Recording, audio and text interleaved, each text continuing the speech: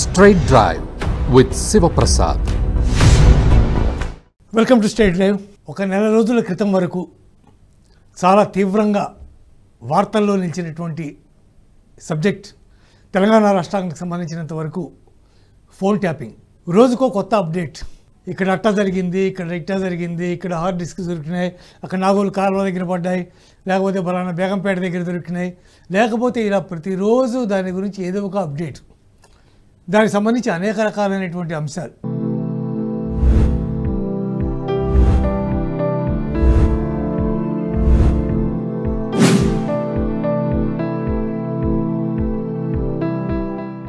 ఈ ఫోన్ ట్యాపింగ్ని అడ్డం పెట్టుకుని పోలీసులు ఎట్లాంటి ఏమేమి దౌర్జన్యాలకి పాల్పడ్డారో, ఆఖరికి జిల్లాలలో ఫోన్ ట్యాపింగ్ చేయడానికి అనుమతి ఇచ్చినటువంటి ఇక్కడ అధికారుల యొక్క పరుపుతో వాళ్ళు అక్కడ చేసినటువంటి అనేక చర్యల గురించి పుంఖానుగా వార్తలు వచ్చాయి. సరే, ఇదంతా సీరియస్గా నడిచింది. ఒక నెల రోజుల నుంచి దీనికి సంబంధించినటువంటి అప్డేట్స్ ఏమీ పెద్దగా కనబట్టలేదు. కేవలం ఒకే ఒక్క అంశం, ప్రభాకర్ రావు అమెరికాలో ఉన్నాడు కాబట్టి అతను ఏదో ట్రీట్మెంట్ తీసుకున్నాడని చెప్తున్నారు. కానీ అతను విర్చువల్గా కోర్టుకు హాజరు కావడానికి వీల్లేదు. ఎట్టి పరిస్థితుల్లోనూ అతన్ని ప్రత్యక్షంగా వెళ్ళి తీసుకొచ్చి కోర్టు ముందు హాజరుపరచండి అని కోర్టు ఆదేశించిన తర్వాత ఇంతవరకు దానికి సంబంధించినటువంటి అప్డేటు పోలీస్ డిపార్ట్మెంట్ నుంచి కానీ రాష్ట్ర ప్రభుత్వం నుంచి కానీ లేదు. ఏం జరుగుతోంది ఈ కేసు విషయంలో?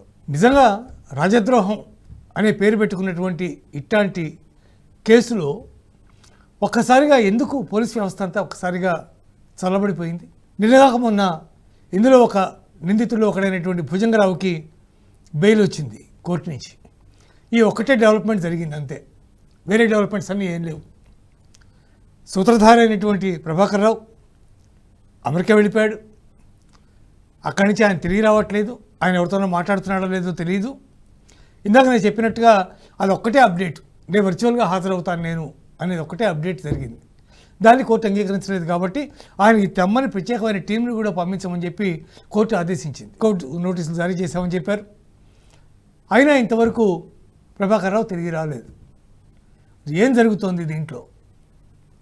నిజంగా అధికార పార్టీకి ఈ ఫోన్ ట్యాపింగ్ కేసులో ఎవరైతే నిందితులు ఉన్నారో వాళ్ళని శిక్షించేటటువంటి ధైర్యం, చిత్తశుద్ధి ఉన్నాయా లేవా అనేది పెద్ద ప్రశ్నార్థకంగా మారినటువంటి పరిస్థితి. మొట్టమొదటి పట్టుబడినటువంటి ప్రణీత్రావు కానీ, తర్వాత పట్టుబడినటువంటి భుజంగరావు తిరుపతయ్య కానీ, లేదా కీలక పాత్రధారి అయినటువంటి అత్యంత కీలకమైనటువంటి వ్యక్తి అయినటువంటి రాధాకృష్ణరావు కానీ, వీళ్ళందరూ కూడా కోర్టు ముందు అనేక రకాల అంశాలు తెలియచేశారు, స్టేట్మెంట్స్ ఇచ్చారు. వీటన్నిటికీ ప్రధానంగా వెనక ఉన్నటువంటి సూత్రధారి పేరు కోర్టు ముందు వెల్లడించారు. ప్రత్యక్షంగానో పరోక్షంగానో ఏదైనా ఎవరు ఉన్నారు దీని వెనకాల అనేది మాత్రం ప్రభుత్వానికి కానీ కోర్టుకు కానీ స్పష్టం. మరి ఇంత జరిగినా ఎందుకు దీని మీద ఎటువంటి చర్యలు తీసుకోవట్లేదు? ప్రభాకర్ రావు వస్తే కానీ కేసు సాల్వ్ కాదా? ప్రభాకర్ రావుని ఇక్కడ హాజరుపరిస్తే కానీ ఆయన వాంగ్మూలం కూడా తీసుకుని ఆయన మొత్తం అంతా దీనికి సంబంధించిన అంశాలన్నీ కూడా చెప్పి ఇదంతా జరిగిన తర్వాత కానీ దీని మీద చర్య తీసుకునే అవకాశం లేదా? ఒకవేళ అదే అయితే విషయం తెలుసుకుని కొత్త గవర్నమెంట్ రాగానే ఇక్కడి నుంచి వెళ్ళిపోయినటువంటి ప్రభాకర్ రావుని పట్టుకురావడంలో ఎందుకు ఇంత జాప్యం జరుగుతోంది? అనేక మంది, ముఖ్యంగా భారతీయ జనతా పార్టీకి సంబంధించినటువంటి కీలకమైన నేతలందరూ కూడా చేస్తున్నటువంటి వ్యాఖ్యలు నిజమేనా? కాంగ్రెస్ బీఆర్ఎస్ ఒకటేనా? లేదా కాంగ్రెస్ బీఆర్ఎస్లో ఉన్న ఎమ్మెల్యేలందరినీ తనలో కలుపుకుని బీఆర్ఎస్ పార్టీని లేకుండా చేయడానికి నిజంగా ప్రయత్నం చేస్తోందా? ఒక్కసారిగా దాదాపు 10 మంది ఎమ్మెల్యేలు ఒకసారి బీఆర్ఎస్లోంచి వెళ్ళి కాంగ్రెస్లోకి జాయిన్ అయిన తర్వాత మళ్ళీ ఒక్కసారిగా ఎందుకు ఆగిపోయింది? మిగిలిన ఎమ్మెల్యేలందరినీ ఎందుకు కాంగ్రెస్ పార్టీ తన పార్టీ లోపల జాయిన్ చేసుకోలేకపోతుంది? కొంతమంది వచ్చినట్టే వచ్చి చేజారిపోయిన వాళ్ళు కూడా ఉన్నారు. జాయిన్ అయిపోతున్నామని చెప్పి ముఖ్యమంత్రిని కలిసి ఆయనకి సాల్వా కప్పి ఇంత ఇంటికి వెళ్ళంగానే మళ్ళీ వెళ్ళి బీఆర్ఎస్ పార్టీకి వెళ్ళిపోయినటువంటి వాళ్ళు కూడా ఉన్నారు. మరి ఏం జరుగుతోంది నిజంగా? ఎందుకంత జాప్యం జరుగుతోంది ఈ కేసు విచారణలో? దీనికి సంబంధించి కేటీఆర్ని కానీ, లేకపోతే కేసీఆర్ని కానీ, లేకపోతే ఇంకొకరిని కానీ, ఎవరో ఒకరిని హరీష్ రావుని కానీ, ఇంకొకరిని కానీ బాధ్యుల్ని చేస్తే ఒకవేళ ఆ బాధ్యుల మీద ఏమైనా చర్య తీసుకుంటే ప్రజలు రివోల్ట్ అవుతారనేటటువంటి భయమా? బీఆర్ఎస్ పార్టీ మళ్ళీ చాలా బలంగా పుంజుకుంటే కాంగ్రెస్ పార్టీకి ఏదైనా హాని జరుగుతుందనేటటువంటి ఆలోచనలో కాంగ్రెస్ పార్టీ నేతలు ఉన్నారా? ముఖ్యమంత్రి కానీ మిగిలిన మంత్రులు కానీ తాము గేట్లు చేరిస్తే తండోపతండాలుగా వచ్చి జాయిన్ అయిపోతారు ఎమ్మెల్యేలు అని చెప్పినటువంటి మంత్రులు ఇప్పుడు ఎందుకు మౌనం వహిస్తున్నారు? ప్రభాకర్ రావు చెప్పబోయేటటువంటి కీలక అంశాలు ఏమిటి? దీనికి కర్త, కర్మ, క్రియ అన్ని ప్రభాకర్ రావే. తన దగ్గరికి వచ్చినటువంటి అధికారులతో, పోలీసు అధికారులతో ఎవరైతే ఈ కేసులో ఇన్వాల్వ్ అయి ఉన్నారో వాళ్ళందరితో చాలా స్పష్టంగా ఆయన మళ్ళీ బీఆర్ఎస్ ప్రభుత్వం రావాలి, కేసీఆర్ ముఖ్యమంత్రి కావాలి, ఆ మేరకు మనం పనిచేయాలి అని చెప్పినట్టు చాలామంది చెప్పారు బయటికి. ఆ చెప్పిన వాళ్ళు ఎవరో వీళ్ళందరికీ తెలుసు.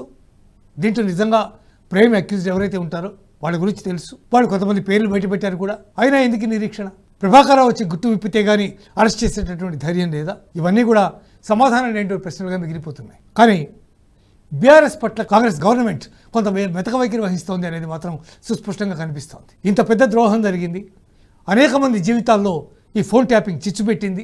ఈవెన్ కొంతమంది సినీ నటులు కూడా దీనికి చాలా తీవ్రంగా సఫర్ అయ్యారనేటువంటి వాదనలు ఉన్నాయి. సాక్షాత్తు రకుల్ ప్రీత్ సింగ్ లాంటి ఒక పెద్ద స్థాయిలో ఉన్నటువంటి హీరోయిన్ దాదాపు ఇక్కడి నుంచి కనబడకుండా వెళ్ళిపోయినటువంటి పరిస్థితి కూడా ఏర్పడింది అనేటటువంటి మాటలు వార్తలు వచ్చాయి. కొంతమంది డైవోర్స్ తీసుకునే పరిస్థితి ఏర్పడింది అనేటటువంటి మాటలు కూడా వచ్చాయి. అలాగే చాలామంది స్త్రీలను బ్లాక్మెయిల్ చేసి టెలిఫోన్ ట్యాపింగ్ ద్వారా లోపరుచుకున్నారు కింది స్థాయిలో అనేటటువంటి తీవ్రమైనటువంటి ఆరోపణలు ఉన్నాయి. సాక్షాత్తు ముఖ్యమంత్రి ఫోనే ట్యాప్ చేశారు, వాళ్ళ కుటుంబ సభ్యుల ఫోన్లు ట్యాప్ చేశారు. అనేక నిదర్శనాలు ఉన్నాయి దానికి. దీనికి సంబంధించి ఇంకా కొంతమంది కూడా దీంట్లో ఉన్నారనేటటువంటి మాటలు కూడా ఉన్నాయి. శ్రవణ్ అనేటటువంటి ఒక వ్యక్తి, ఆయన కూడా విదేశాలకి పారిపోయారు అనేటటువంటి మాటలు కూడా వినిపించినాయి. ఆ శ్రవణ్ కానీ ఈ ప్రభాకర్రావు కానీ ఇద్దరు ఇంకా తిరిగి రాలేదు. కాబట్టి ఈ అంశంలో కాంగ్రెస్ ప్రభుత్వం చాలా మెతక వైఖరి వహిస్తున్నట్టుగా తీవ్రమైనటువంటి విమర్శలు వస్తున్నాయి. నిజంగా మీకు చిత్తశుద్ధి ఉంటే, నిజంగా శిక్షింపబడాలంటే దోషులు ప్రభాకర్రావుని పిలిపించాలి. వెంటనే కోర్టు ఆదేశాలు జారీ చేసి కూడా 1 month దాటిపోతోంది. కానీ ఇంతవరకు ఎటువంటి చర్య కనిపించట్లేదు. ఏదైనా బృందం ఇక్కడి నుంచి అమెరికా వెళ్ళిందా లేదా అనే దాని మీద కూడా పోలీస్ శాఖ నుంచి ఎటువంటి స్పష్టత కూడా లేదు. ప్రభుత్వం కానీ హోంశాఖ కూడా తనని చూస్తున్నటువంటి ముఖ్యమంత్రి రేవంత్ రెడ్డి గారు కానీ దీని మీద ఒక ప్రకటన కూడా ఇంతవరకు చేయలేదు. అందువల్ల రాజకీయ నేతల యొక్క, ముఖ్యంగా ప్రతిపక్ష నేతల యొక్క తీవ్రమైనటువంటి విమర్శల యొక్క దాడి నుంచి తప్పించుకోవాలంటే ఈ కేసులో పూర్తిగా నిష్పక్షపాతంగా దర్యాప్తు చేయాల్సినటువంటి అవసరం ఉంది. దోషులు ఎవరో వాళ్ళు శిక్షించాల్సినటువంటి అవసరం ఉంది. కేవలం రాజకీయ నాయకులు మాత్రమే దానికి బాధితులు అయితే అది ఒక అంశం. కానీ దీంట్లో సామాన్యమైనటువంటి ప్రజలు కూడా దీంట్లో ఉన్నారు. ఎంతమంది జీవితాలు నాశనమైనాయో, లేదా ఎంతమంది గందరగోళాల మధ్య బతుకుతున్నారో, ఎన్ని కుటుంబాలకు ఇబ్బంది కలిగిందో, కింద స్థాయిలో ఉన్నటువంటి పోలీసులు ఎంతమంది మీద దమనకాండ సాగించారో తెలియదు. అనేక చోట్ల అనేక వ్యాపార సంస్థల్ని లూటీ చేసినటువంటి సందర్భాలు కూడా ఉన్నాయని చెప్తున్నారు. చాలా చోట్ల భయపడిపోయి భారీగా డబ్బులు ఇచ్చినటువంటి సందర్భాలు కూడా ఉన్నాయి ఈ ఫోన్ ట్యాపింగ్ దాని మీద. ముఖ్యంగా స్త్రీల విషయం కనుక వచ్చినట్టయితే వాళ్ళ కుటుంబాల్లో ఎంత అల్లకల్లోనూ ఏర్పడిందో చెప్పడానికి వీలైనటువంటి పరిస్థితి ఉంది. నిజంగా ప్రభుత్వానికి ఆ సిన్సియారిటీ కనుక ఉంటే ఖచ్చితంగా దీని మీద వెంటనే యాక్షన్ తీసుకోవాలి. ప్రభాకర్రావుని వెనక్కి పిలిపించాలి. కేసు దర్యాప్తుని మొత్తం పూర్తి చేయాలి. వీలైనంత త్వరగా దోషులకు శిక్ష పడాలి అనేటటువంటి డిమాండ్లు తీవ్రంగా వినిపిస్తున్నాయి. కనుక ప్రభుత్వం ఇప్పటికైనా ఈ దిశగా తగిన చర్యలు తీసుకోవాలి అని చెప్పి అందరూ కోరుతూ ఉన్నటువంటి పరిస్థితి. ఇంతకాలం నేషనలిస్ట్ హబ్ని చాలా ఆత్మీయంగా దగ్గరికి తీసుకుని ఆదరించినటువంటి నేషనలిస్ట్ హబ్ వ్యూవర్స్, సబ్స్క్రైబర్స్ అందరికీ ఓ విన్నపం. నేషనలిస్ట్ హబ్ నుంచే NH ప్రైమ్ అనే OTT మొన్న 15వ తారీఖున లాంచ్ అయింది. దీంట్లో ఉండేటటువంటి ప్రత్యేక కంటెంట్ చాలా ఉదాత్తంగా ఉంటుంది. అనేక రకాల జాతీయ, అంతర్జాతీయ, దైవిక, పౌరాణిక, ఐతిహాసిక అంశాలన్నీ కూడా దీంట్లో చోటు చేసుకుంటాయి. దీనికి సబ్స్క్రిప్షన్ కేవలం రోజుకి రూపాయి మాత్రమే, అంటే సంవత్సరానికి 365 రూపాయలు. సహృదయులై నేషనలిస్ట్ హబ్ని ఆదరిస్తున్నటువంటి ప్రేక్షకులందరూ NH ప్రేమ్కి సబ్స్క్రైబ్ చేయాలని, అంత మంచి కంటెంట్ని మీ అందరూ స్వీకరించాలని, దాని మీద మాకు తగిన సూచనలు, సలహాలు చేయాలని మేము ఆశిస్తున్నాం. చూస్తూనే ఉండండి NH TV.